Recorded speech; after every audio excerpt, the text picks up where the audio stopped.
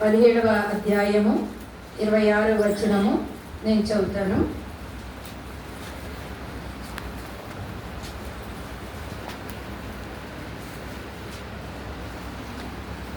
మరియు యావత్ భూమి మీద కాపురముండుటకు ఆయన ఒకని నుండి ప్రతి జాతి మనుష్యులను సృష్టించి, వారు ఒకవేళ దేవునిని తడవులాడి కనుగొందురేమో అని తన్ను వెదకు నిమిత్తము నిర్ణయ కాలమును వారి నివాస స్థలము యొక్క పొలిమేరలను ఏర్పరచెను.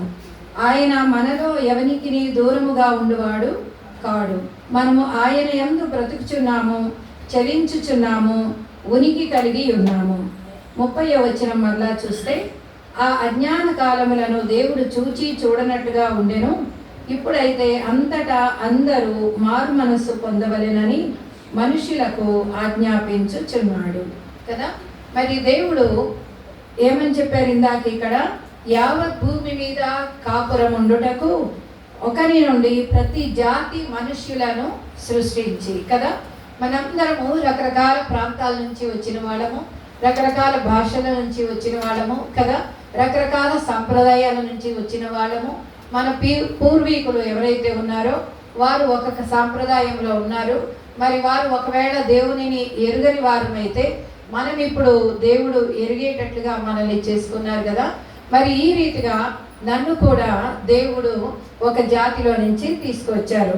కులము పేరు చెప్పటం ఇష్టం లేదు, కానీ కేవలము సాక్ష్యం గురించి కులము పేరు చెప్తున్నా. నేను దేవుని దృష్టిలో ఏ కులము లేదు, ఏమీ లేదు. ఎవరమైనా ఆయన దృష్టిలో పాపులమే కదా. ఎవరమైనా ఆయన దృష్టిలో పాపులమే. కులాన్ని బట్టి దేన్ని బట్టి కూడా మనకి అగ్రస్థానము ఎక్కడా లేదు. మనుషులు ఏర్పాటు చేసుకున్నది. దేవుడు ఈ రీతిగా ఆయా జాతుల నుంచి అన్నట్టుగా నన్ను దేవుడు బ్రాహ్మణ జాతి నుంచి దేవుడు తీసుకుని వచ్చారు. మరి ఆ కుటుంబంలో నేను పుట్టాను. మా స్వస్థలము విజయవాడ, ఆంధ్రప్రదేశ్లో విజయవాడలో నాకు దేవుడు జన్మనిచ్చారు. మాది యాక్చువల్గా మీకు తెలుసు, బ్రాహ్మణులు అంటే ఆంధ్ర సైడు ఇంకా చాలా చాలా నిష్ట కలిగి, సాంప్రదాయాలు కలిగి, ఎన్నో విలువలతో కూడిన జీవితాన్ని వారు జీవిస్తూ కుటుంబం అంతా కూడా మరి ఆ రీతిగా ఉండాలని కుటుంబంలో చిన్న పిల్లల నుంచి ప్రతి ఒక్కరికి కూడా మరి ఆ యొక్క బోధ నేర్పిస్తూ బాగా నూరిపోస్తూ ఉండేటువంటి కుటుంబం అది. మా తాతగారు ఉన్నప్పటి నుంచి మాకు తెలుసు, ఎందుకంటే ఉమ్మడి కుటుంబాలు కదా ఆ రోజుల్లో. ఆ ఉమ్మడి కుటుంబాల్లో నాకు దేవుడు ఇచ్చారు, జన్మనిచ్చారు. మాది విజయవాడలో ఉన్నటువంటి కేదారేశ్వరపేట అనే ఊర్లో అనేటువంటి చిన్న ఒక పేట అది. అందులో మా తాతగారు వైద్యులు. ఆయన చాలా ప్రముఖ వైద్యులు. చాలా ఎంత అంటే ఇక దేశంలోనే చాలా పెద్ద డాక్టరు. ఇప్పటికీ ఆయన రాసిన పుస్తకాలు మెడిసిన్ చదివే వాళ్ళు చదువుతూ ఉంటారు అన్నమాట. సో అంత పెద్ద డాక్టరు, చాలా డబ్బు. ఇక ఎంత అంటే కొదవలేదు. పెద్ద హాలు, ఇంటి చుట్టూ 30 గదులు, విశాలమైన ప్రాంగణము, ఇంటికి ఎప్పుడు వచ్చేవాళ్ళు పోయేవాళ్ళు. అందులో మా అమ్మగారు ఇంటి పెద్ద కోడలు. ఆ ఇంటి పెద్ద కోడలికి ఉండవలసిన లక్షణాలన్నీ కూడా మా అమ్మలో ఉన్నాయని, మరి వారు చాలా ధనవంతులైనప్పటికీ కూడా మా మదర్ వాళ్ళు ఒక మామూలు కుటుంబము, చాలా మంచి పేరున్న కుటుంబమే, కానీ వాళ్ళంత ధనవంతులేవి కాదు.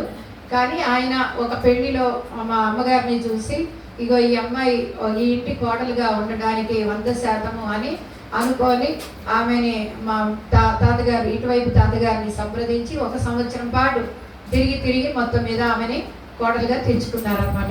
దానికి తగినట్లే నేను మా అమ్మగారి జీవితాన్ని చాలా స్పష్టంగా చూశాను. ఎంత కష్టంలో ఉన్నా, ఎంత బాధ ఉన్నా, ఎంత ఒత్తిడి ఉన్నా, ఆమె ముఖంలో పిల్లల్ని చూసేటప్పటికి ఒక మంచి చిరునవ్వు, ఒక మంచి సంతోషము, ఎంతో ఆనందము ఆమె ముఖంలో ఎప్పుడు. నేను ఆమె చనిపోయే వరకు కూడా చూస్తూనే ఉండగలిగాను. అంటే దేవుడు ఆ కుటుంబంలో ఎందుకు పెట్టారు అన్నది మరి మనకు తెలియాలి కదా. ఎంతో డబ్బులు ఉన్నాయి, దేనికి కొదువలేదు. మామూలుగా పెట్టుకునే ఏదైతే దాని ఏమంటారు షోకేసే, వెండి సామాన్లతో నింపబడిన షోకేసు, దంతము వెండి సామాన్లతో నింపబడిన షోకేసు. ఇంటికి ఎప్పుడు ఎవరైనా చుట్టాల్లో వాళ్ళు రోగగ్రస్తులైతే కనుక వాళ్ళని మరి మా తాతగారు ఇంటికే తీసుకొచ్చేసేవాళ్ళు. ఇంట్లోనే వాళ్ళకి ట్రీట్మెంట్ అంతా కూడా. అంటే ఇక దాన్ని బట్టి ఆ ఇల్లు నిండిపోయి ఉండేది అనమాట ఎప్పుడు మనుషులతో. ఇంకా మా అమ్మగారు వచ్చేవాళ్ళని పోయేవాళ్ళని చూసుకుంటా ఈ పిల్లలు అసలు కనీసము వీళ్ళు ఎట్లా ఉన్నారని కూడా ఆమె చూసుకోవడానికి టైం దొరికేది కాదు. మేము అప్పుడు బాగా చిన్న పిల్లలము. సో ఇలాంటి కుటుంబంలో దేవుడు మరి నాకు జన్మనిచ్చారు. స్వతహాగానే మరి ఆ కుటుంబం అంతా కూడా మరి ఇట్లా ఉన్నప్పుడు నాకు చాలా ఆశ్చర్యం కలిగిస్తూ ఉండేవి. చిన్నప్పుడే కొన్ని సంఘటనలు హృదయాల్లో ముద్రలు వేస్తాయి కదా.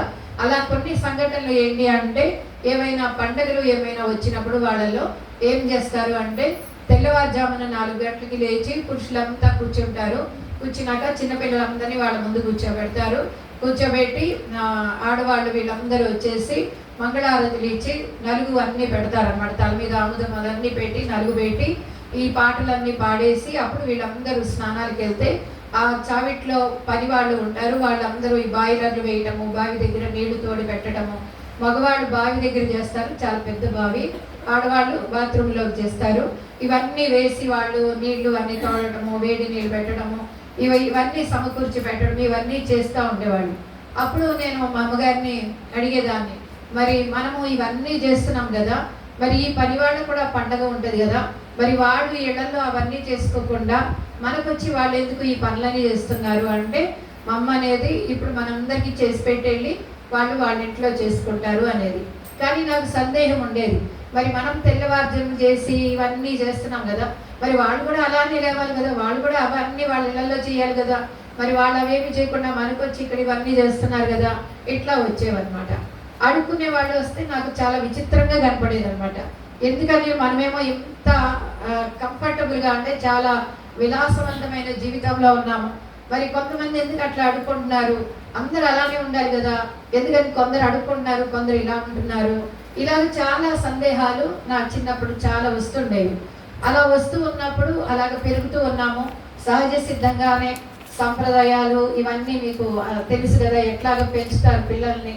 చిన్నప్పుడే మాకు బాగా నూరు పోసేవాళ్ళు, మనము చాలా ప్రత్యేకమైన వాళ్ళము, ఇక్కడి నుంచి వచ్చాము, మనము వేరే వాళ్ళలాగా కాదు, సో మనం ఇంత కట్టుబాట్ల మధ్యలో ఉండాలి అని అలాగ బాగా మంచి కట్టుబాట్లలో పెంచేవాళ్ళు.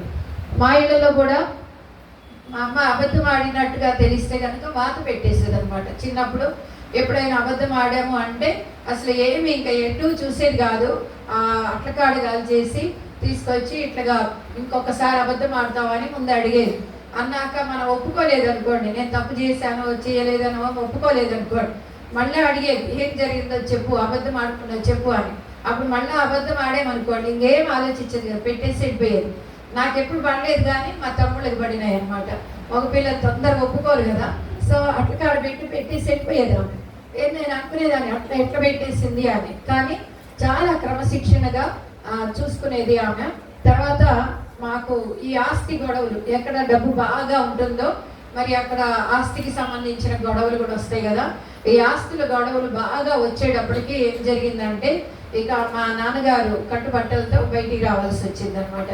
అంటే మా నాన్నగారి ఆ ఇంటికి పెద్ద కొడుకు, ఆయనకి తెలిసిందల్లా ఒకటే ఏంటి అంటే మా తాతగారితో పాటు వైద్యం చేయడం. ఆయన కూడా డాక్టరే. సో వీళ్ళిద్దరూ పొద్దున్నే వెళ్ళిపోతారు. ముందు మా నాన్నగారు వెళ్తారు. మా నాన్నగారు పొద్దున్నే వెళ్ళిపోయినాక మా తాతగారు పూజ ఇవన్నీ ముగించుకొని మా తాతగారు వెళ్ళినాక అప్పుడు మళ్ళీ మా నాన్నగారు వచ్చి ఆ పూజ కార్యక్రమాలు అన్నీ చేసుకొని, ఆయన అప్పుడు చదువుకుంటూనే ఈ యొక్క వైద్య వృత్తి చేసేవాడు మా నాన్నగారు. మళ్ళీ ఆయన కాలేజీకి వెళ్ళిపోయేవాళ్ళు. ఆ తర్వాత మళ్ళీ వచ్చినాక ఇంటికి రావడము, మళ్ళీ వెంటనే రెడీ అయిపోయి మళ్ళీ హాస్పిటల్కి వెళ్ళిపోవడము. వీళ్ళిద్దరిని చిన్న డాక్టర్ గారు పెద్ద డాక్టర్ గారు అని పిలిచేవాళ్ళు అనమాట.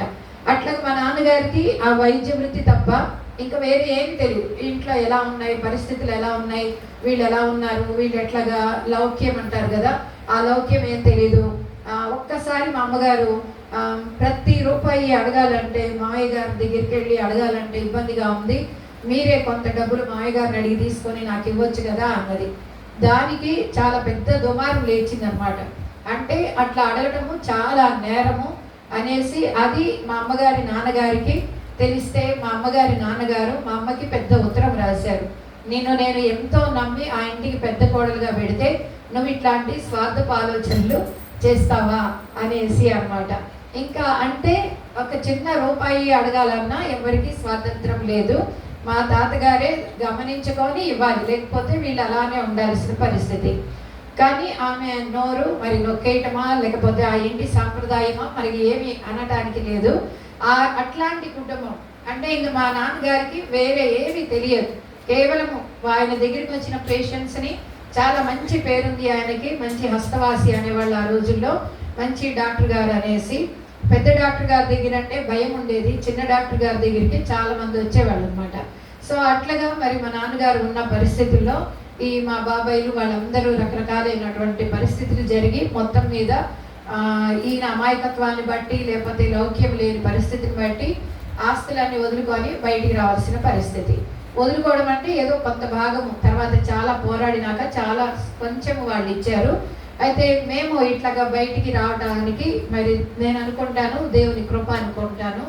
మరి ఆ రీతిగా ఆ గృహంలో నుంచి మేము కట్టుబట్టలతో ఆల్మోస్ట్ బయటికి రావాల్సి వచ్చింది. అప్పుడు మాకు విజయవాడలోనే ఒక హాస్పిటల్, అప్పటి వరకు మా తాతగారు నడిపించిన హాస్పిటలే, ఆ హాస్పిటల్ అప్పటికే దగ్గర దగ్గర 40 సంవత్సరాల నుంచి అదే హాస్పిటల్ అద్దెకే ఉండేది. కానీ అయితే దాని వెనకాల ఒక 2 గదులు ఉండేవి చిన్నవి. ఆ 2 గదుల్లో నివాసం పెట్టుకొని ఈ హాస్పిటల్లో మార్నింగ్ మా నాన్నగారి ప్రాక్టీస్ అంతా అయిపోయినాక రాత్రి పడుకోవడానికి మళ్ళీ మేము హాస్పిటల్లోకి రావాలన్నమాట. ఆ వెనకాల 2 గదుల్లో సర్దుకోవడం అంటే అంతకుముందు జీవించిన జీవన విధానము, విలాసవంతమైన జీవన విధానము ఒక్కసారిగా ఇక్కడ ఈ చిన్న గదుల్లో, అది కూడా గ్యాస్ స్టవ్ లేదు, ఏమీ లేదు, ఒక చిన్న కుంపటి మీద కిరసనాయిల స్టవ్ మీద వంట జరిగి అది అయ్యేదాకా అందరూ వేచి చూసి అప్పుడు తిని వెళ్ళటము, చాలా దరిద్రమైనటువంటి పరిస్థితులన్నీ కూడా దేవుని మహాకృపను బట్టి మరి చూడగలిగాం.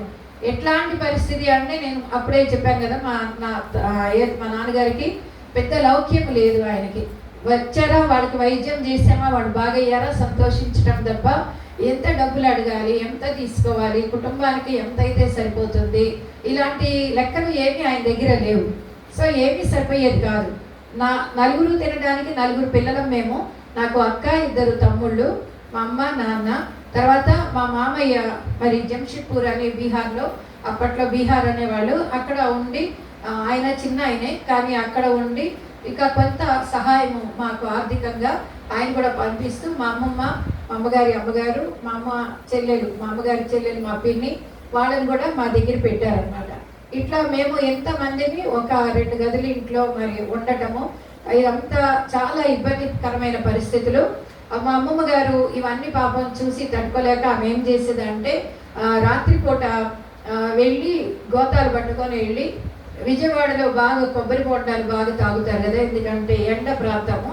సో ఆ కొబ్బరి బొండాలన్నీ పడేస్తారు కదా, అందులో కొబ్బరి ఉండిపోతుంది. చాలామంది ఆగి కొబ్బరి తిని వెళ్ళే అలవాటు చాలామందికి ఉండదు.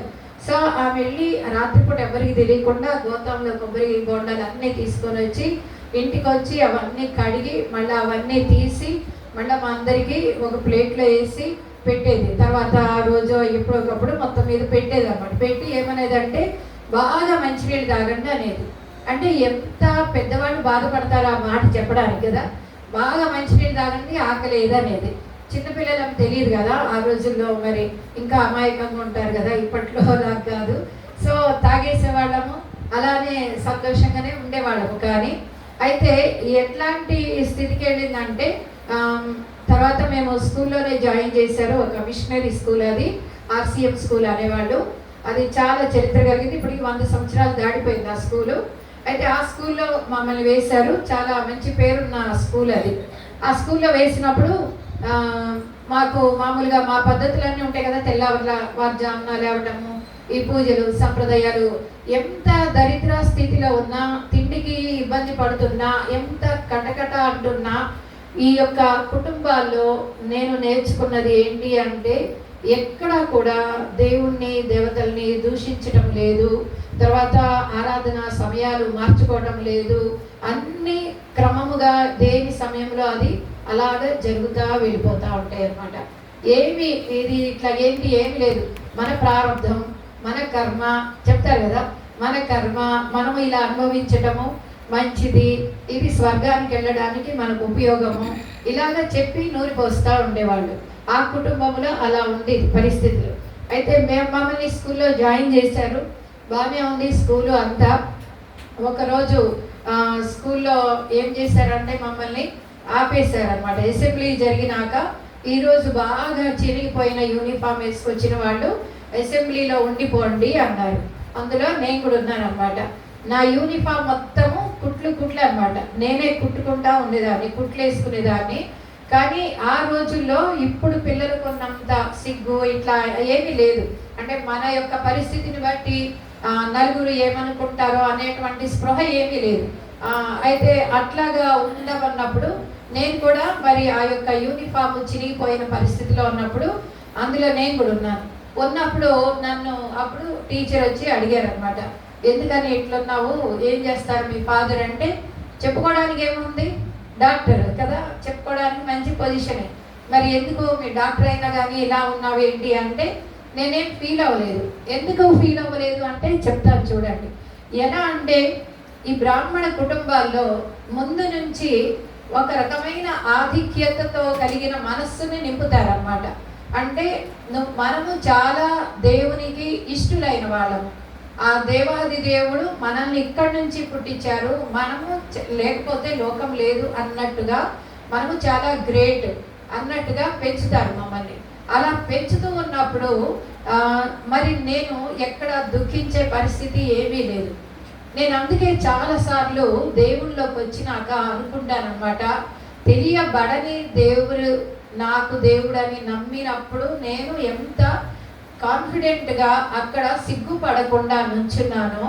మరి ఇప్పుడు సర్వాధికారి అయిన దేవుడు మన దేవుడు అయినప్పుడు, మన పరిస్థితులు అటు ఇటు అవుతూ ఉన్నప్పుడు మనము ఎందుకని సమాజంలో లోకములో తలదించుకుంటా ఎప్పటికప్పుడు అన్యుని చూసి వ్యసన పడతా బతుకుతున్నాము?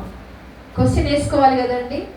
ఆ సమయంలో నాలో అటువంటి భావాలు నా కుటుంబ సభ్యులు నింపినప్పుడు ఇప్పుడు సంఘాల్లో పరిశుద్ధ దేవుని గురించి పాస్టమ్మ గారు సండే స్కూల్ టీచర్లు నెత్తి కొట్టుకొని చెప్తూ ఉన్నప్పుడు మన పిల్లలైనా మనమైనా అన్యుల ముందు ఒక్కొక్కసారి ఎందుకని నా బతుకు ఇట్లా అయిపోయిందేంటి, నా దేవుడు ఏం చేస్తున్నాడు అనే ఆలోచన వస్తే సిగ్గుతో తలదించుకోవాలి మనం కదా.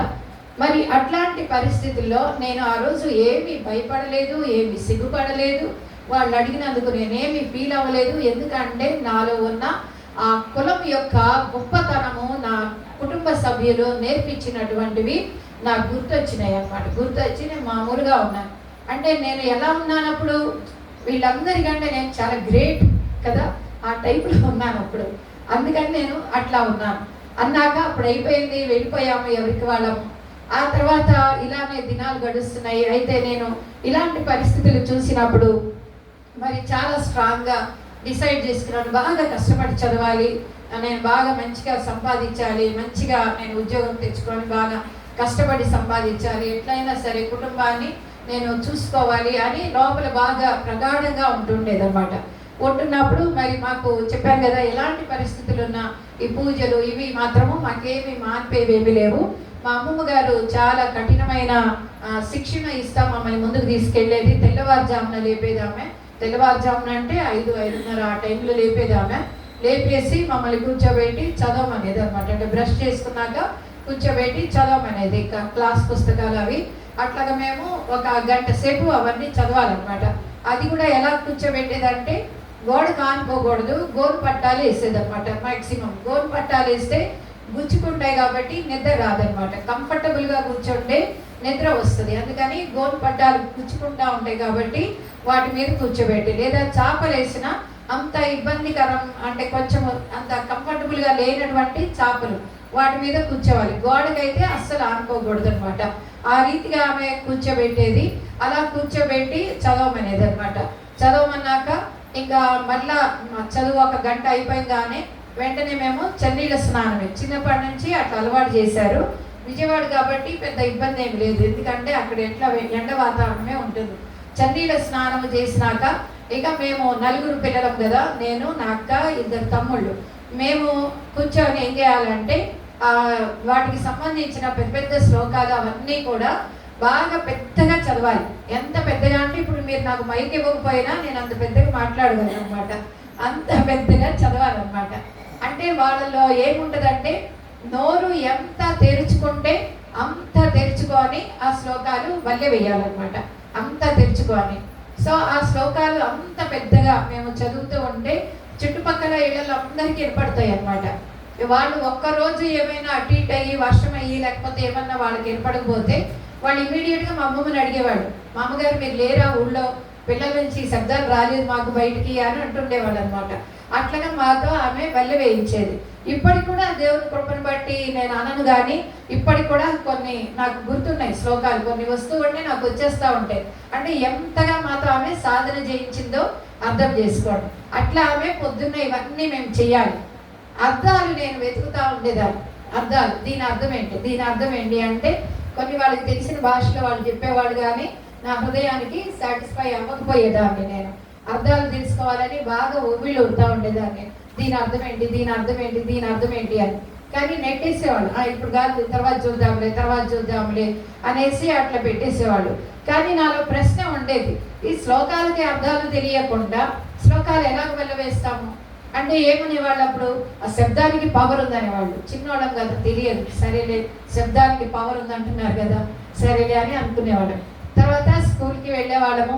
తర్వాత నేను 10వ క్లాస్కి వచ్చాను. 10వ క్లాస్కి వచ్చిన తర్వాత 10వ క్లాస్ భయం ఒకటి పెడతారు కదా టీచర్లు, స్కూల్లో వాళ్ళు, ఇంట్లో వాళ్ళు అందరూ ఒకటి పెడతారు కదా, నువ్వు టెన్త్ అని 10 సార్లు గుర్తు చేస్తుంటారు.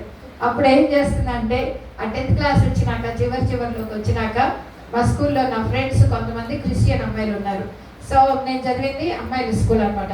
సో ఆ అమ్మాయిలు సాయంత్రం అయినాక ప్రేయర్ చేద్దామనేసి చిన్న కొత్త నిబంధన పట్టుకొని ఒక 5-6 ఇట్లాగా చేతులు పట్టుకొని మోకరించి ప్రార్థన చేస్తే నేను కూడా వెళ్ళి ఆ గుంపులో కూర్చునేదాన్ని. అంటే నా ప్రార్థన కేవలము 10వ క్లాస్ కోసమే, ఇంకేమీ లేదు. ఈ కులాహంకారం లోపల చాలా తీవ్రంగా పనిచేస్తూనే ఉందన్నమాట.